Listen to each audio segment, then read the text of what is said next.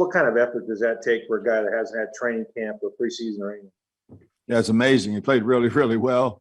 He had the one penalty, but no, I was really, really pleased with Sherman and Pierre. I thought they both went out there and played really, really good, and give us, that the bright side is just going to get better too. The more they learn what the hell they're doing, and so I think this week, again, fortunately we had Mike Edwards to step in there for Antoine, and we'll see who's going to back up those guys this week. Right. Next, we'll go to Greg Allman. Bruce, the offense obviously moved the ball really well, kind of between the 30s, if you will. But Brady's numbers, like inside the 30, I think he was 3 of 16 passing. A lot of those were kind of careful balls, maybe thrown away to avoid turnovers. But just want to ask you why you think things didn't click better in and around the red zone there. Yeah, we didn't execute. We didn't execute at all. Our routes weren't. Our spacing wasn't very good. We didn't throw the ball very well down there. The couple of things that we thought we were going to have, they had mixed up and doubled the guys we thought we'd have. And, we never thought we'd put Cody McElroy in a game, and all of a sudden he was double covered. And some things like that happened. And Tom was real smart with the ball. And he was extremely careful that he wasn't going to throw a pick down there. But, it's a disappointing part of the game to watch us play in the red zone that game.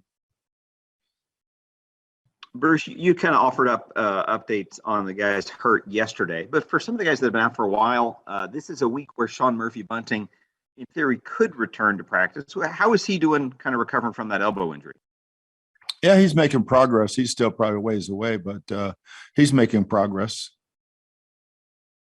And of the other guys that are out, whether it's Gronkowski, Jason Pierre-Paul, Giovanni Bernard, are there any of those that you expect to be practicing and in play for this week?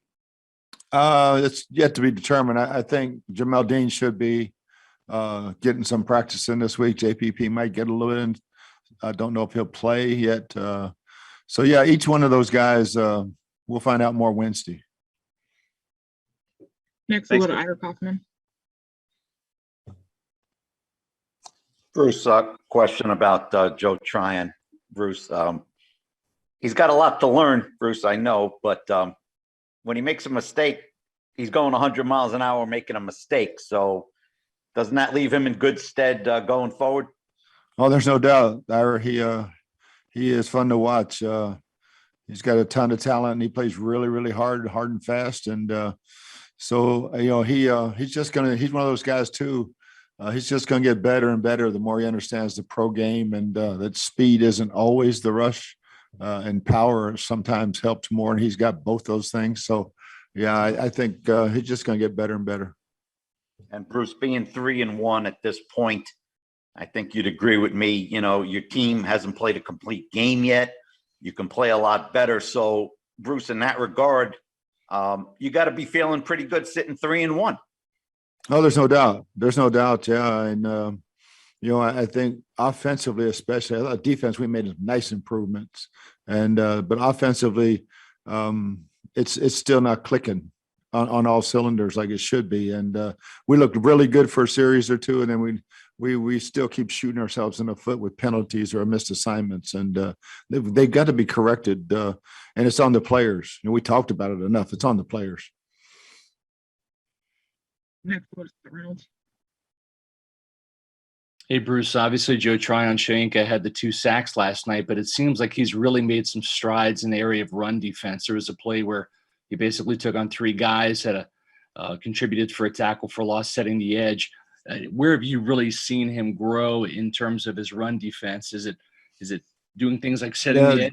The biggest thing is staying in his gap, not trying to jump underneath a block and make a play. And the more he learns about how to play this defense, the better he's going to get. And he's not bad at all right now. He read the crack sweep, jumped outside the crack block, and blew everybody up. And that's what we expect him to do. And he's just going to get better and better. One of the guys who's been a stalwart for you in run defense is Will Golston, but he's really coming on as a pass rusher now with back-to-back sacks. What have you seen from Will in Todd Bowles' defense, how he's grown, not just against the run, but also really affecting the passer and getting a couple of sacks? Yeah, I think he led the league last year in hits from interior guys. And he's gotten to the quarterback a bunch. Now he's finishing the deal. He's getting his sacks. And, nobody wants to talk about pressures and hits, but he's done a heck of a job of that since we've been together. And he fits this defense perfectly. Next, we'll go to Joey Knight. Coach, it looks like the coaches and even Tom have gotten a lot more trust in Lenny as a pass catcher. Is that something he made a concerted effort to improve on in training camp? No, Lenny's got great hands. I mean, his drops are usually lack of concentration because he's got as good as hands as anybody on the team. So we just continue to try to throw it to him and get a little bit of better understanding in the passing game of where he needs to be, as a running back pass catcher. But we trust his hands. Yeah. And I know you said him and Ronald are both starters. Is Leonard at this point your number one guy? He was in this game. We'll see. I mean, it could flip in a heartbeat. Rowe was running really, really well. And, we put both of them in for different situations. So I've got all the trust in the world in both of them. We'll go to Tom Krasnicki. Bruce, with Gronk obviously being banged up, O.J. Howard is probably going to see a lot of playing time. He was targeted once in the passing game. What did you see out of him last night?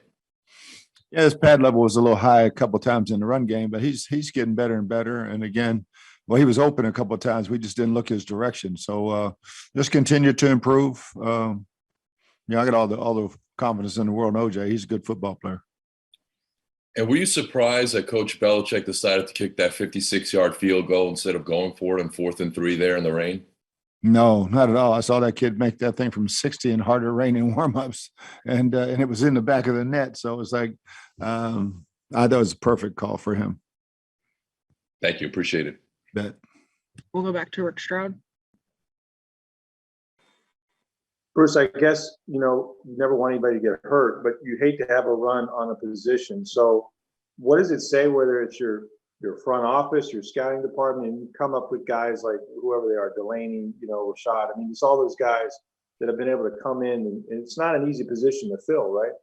No, there's no doubt. And there's so much to learn because we're a very multiple coverage team with a lot of checks and in motion and things. So, yeah, our coaches do a hell of a job. But Jason and Spy and those guys, man, they're outstanding at getting the best guys in here. And then our job is to get them ready to play on Sunday. And I've always believed that if you're a smart player, we can get you ready. And we can't give you the entire package, but we can give you enough to go out and win with.